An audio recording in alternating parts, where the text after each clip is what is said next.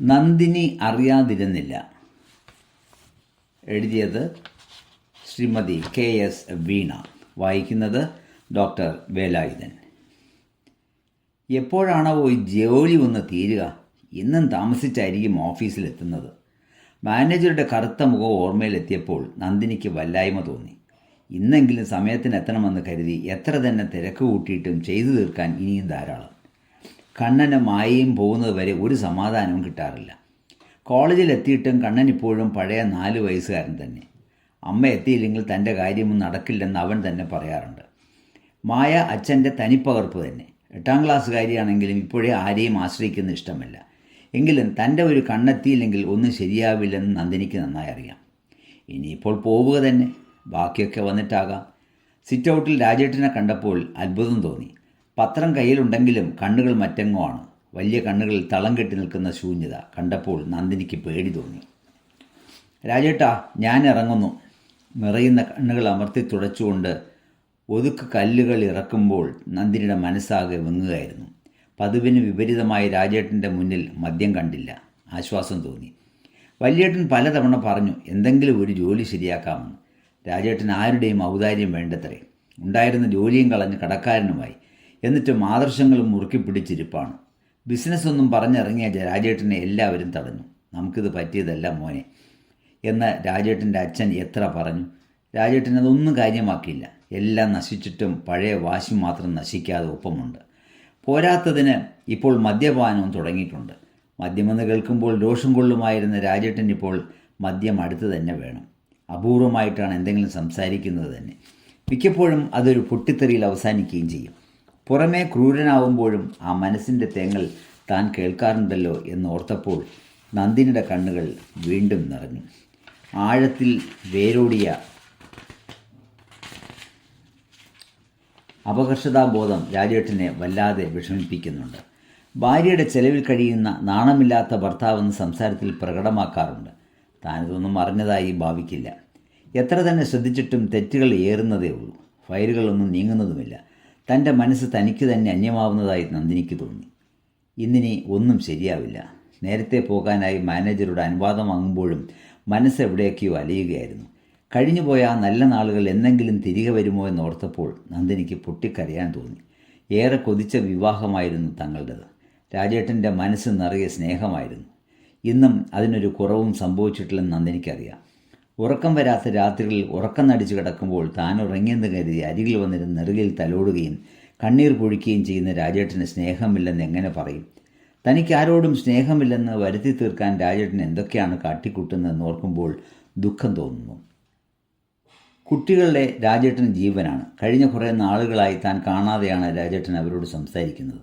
അഥവാ താൻ അങ്ങോട്ടെങ്ങാനും ചെന്നാൽ പിന്നെ ദേഷ്യമായി. ഒടുവിൽ കുട്ടികളെ ആശ്വസിപ്പിക്കുന്ന പലതവണ ഒളിഞ്ഞെന്ന് കേട്ടിട്ടുണ്ട്. അമ്മയെ കാണിക്കാനല്ലേ അച്ഛൻ ദേഷ്യം കാണിച്ചത്? സാരമില്ല കേട്ടോ. ഉള്ളിൽ ഉറഞ്ഞുകൂടിയ വേദന ഒരിക്കൽ എല്ലാ നിയന്ത്രണങ്ങളെയും തകർത്തു. രാജേട്ടൻ്റെ കാൽക്കൽ വീണ് കിടന്ന് കരഞ്ഞു. ഞാൻ രാജേട്ടൻ്റെ ഭാര്യയല്ലേ, കുട്ടികളുടെ അമ്മയല്ലേ, പിന്നെന്തിനാ എന്നോട് അകൽച്ച? രാജേട്ടൻ്റെ കോംപ്ലക്സാണ് ഇതിനെല്ലാം കാരണം. കള്ളം ചെയ്തതിന് പിടിക്കപ്പെട്ട ഒരു കുട്ടിയുടെ മുഖഭാവമായിരുന്നു അപ്പോൾ. ഉടനെ പുറത്തേക്ക് പോവുകയും ചെയ്തു. അധിക നേരം നിന്നാൽ തൻ്റെ മുഖം മൂടി ഒന്നാകെ അഴിഞ്ഞു വീഴുമെന്ന് രാജേട്ടൻ അറിയാമായിരുന്നു. ഇപ്പോൾ ആളുകൾ അന്വേഷിച്ചു വരാൻ തുടങ്ങിയിരിക്കുന്നു. അവർക്ക് കിട്ടാനുള്ള പണം എത്രയും പെട്ടെന്ന് വേണമത്രേ. ഇന്നലെയും ഒരാൾ വന്നിരുന്നു. രാജേട്ടൻ എങ്ങോ പോയിരിക്കുകയാണെന്ന് പറയാനാണ് തോന്നിയത്.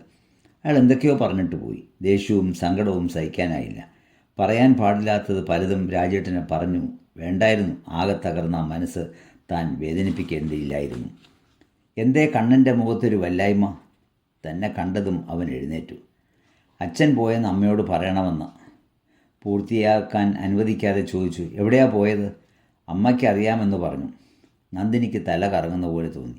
എങ്ങനെയോ കസേരയിൽ ചെന്ന് വീഴുകയായിരുന്നു. രാജേട്ടൻ തങ്ങളെ വിട്ടുപോകുമെന്ന് ഒരിക്കലും കരുതിയില്ല. ശക്തിയെല്ലാം ചോർന്നു പോകുന്ന പോലെ. രാജേട്ടനെ കൂടാതെ ഒരു ജീവിതം സങ്കല്പിക്കാനേ വയ്യ. തങ്ങളെ കാണാതെ ഒരു ദിവസം പോലും രാജേട്ടന് ഇല്ല. രാജേട്ടൻ തിരിച്ചു വരും. ഇന്ന് തന്നെ വരും.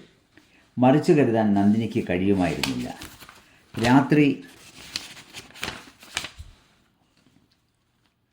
രാത്രി ഏറെയായി. രാജേട്ടന് വരില്ല എന്നുണ്ടോ? കണ്ണൻ്റെ മുറിയിൽ നിന്നും വെളിച്ചത്തിൻ്റെ ചെറിയൊരു കീറ് പുറത്തേക്ക് വരുന്നുണ്ട്. പാവം ഉറങ്ങിക്കാണില്ല. ഉള്ളിൽ നടക്കുന്ന പിടിവലികൾ മറ്റാരും കാണാതിരിക്കാൻ അവൻ പാടുപെടുന്നത് കണ്ടു. മായ 2-3 തവണ അച്ഛനെ ചോദിച്ചിട്ട് ഇരുന്നിടത്ത് തന്നെ കിടന്നുറക്കവുമായി. രാജേട്ടൻ ഇപ്പോൾ എവിടെ ആയിരിക്കും? എന്തെങ്കിലും അവിവേകം? രാജേട്ടൻ അത്ര വിഡ്ഢിയല്ല.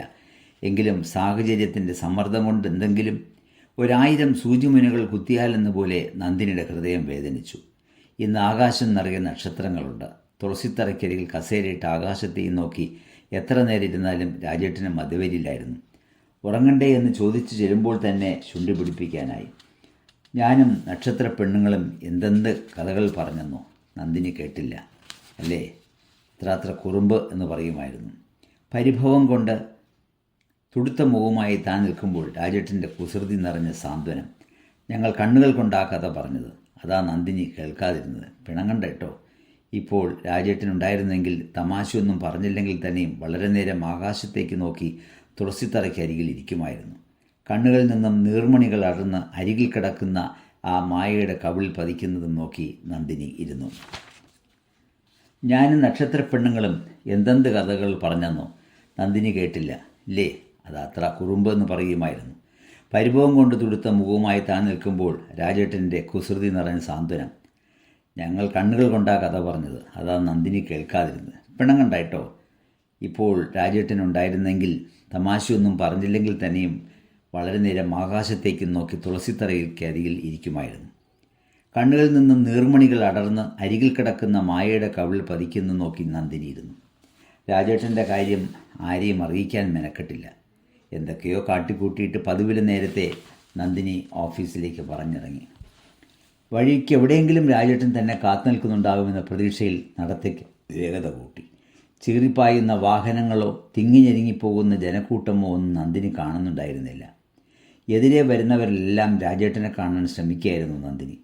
തൻ്റെ നിഴൽ ഒരു സ്പ്രിംഗ് പോലെ ചുരുങ്ങി നിവർന്നതും നന്ദിനി അറിഞ്ഞില്ല. താനിതാ ലക്ഷ്യത്തിലെത്തി. രാജേട്ടാ! തളർന്ന കാലുകളുമായി ആവുന്നത്ര വേഗത്തിൽ ഓടി. ആ മാറിൽ മുഖമുരുട്ടി നന്ദിനി വിതുമ്പിക്കരഞ്ഞു. കിതപ്പിനിടയിൽ മുറിഞ്ഞു വീണ വാക്കുകൾ. ഞാൻ എവിടെയെല്ലാം തിരഞ്ഞെന്നോ? കണ്ടിട്ടും കാണാതെ പോകാൻ രാജേട്ടന് തോന്നിയല്ലോ. പ്ലീസ്, നിങ്ങൾക്ക് ആൾ തെറ്റി. ഞാൻ നിങ്ങളുടെ രാജേട്ടനല്ല. വേണ്ട, എന്നെ പറ്റിക്കാൻ നോക്കണ്ട. എൻ്റെ രാജേട്ടനെ എനിക്കറിയാം. അയാളുടെ മുഴക്കമേറിയ ശബ്ദത്തിൽ നന്ദിനിയുടെ ചിലമ്പിച്ച ശബ്ദം അലിഞ്ഞില്ലാതായി. ഞാൻ നിങ്ങളുടെ ആരുമല്ലെന്നേ. നിങ്ങൾക്ക് ആൾ തെറ്റി. I am Shivadas. അയാൾ അവളെ തന്നിൽ നിന്നും അകറ്റി ആൾക്കൂട്ടത്തിൽ എവിടെയോ മറഞ്ഞു. ഒരു പഞ്ഞിക്കെട്ട് കണക്കെ അന്തരീക്ഷത്തിലൂടെ താൻ പതുക്കെ ഒഴുകിപ്പോകുന്നതായി നന്ദിനിക്ക് തോന്നി. കൂമ്പി അടയുന്ന മിഴികളിൽ വഴിക്കണ്ണുമായി നിൽക്കുന്ന കണ്ണനും മായയും വളർന്നു വലുതാവുന്നത് ബോധാബോധങ്ങൾക്കിടയിലും നന്ദിനി അറിയാതിരുന്നില്ല. ശ്രീമതി KS വീണ എഴുതിയ നന്ദിനി അറിയാതിരുന്നില്ല എന്ന കഥയാണ് ഇപ്പോൾ നിങ്ങൾ കേട്ടത്. ഈ കഥ വായിച്ചത് doctor R. Velayudhan. Shrimati KS വീണയുടെ കളിപ്പാവുകൾ എന്ന കഥാസമാഹാരത്തിൽ നിന്നുമാണ് ഈ കഥ നിങ്ങൾ കേട്ടത്. കഥകൾ കേട്ടുകൊണ്ടിരിക്കുന്നതും ശ്രീമതി KS വീണയുടെ കളിപ്പാവുകൾ എന്ന സമാഹാരത്തിൽ നിന്നാണ്.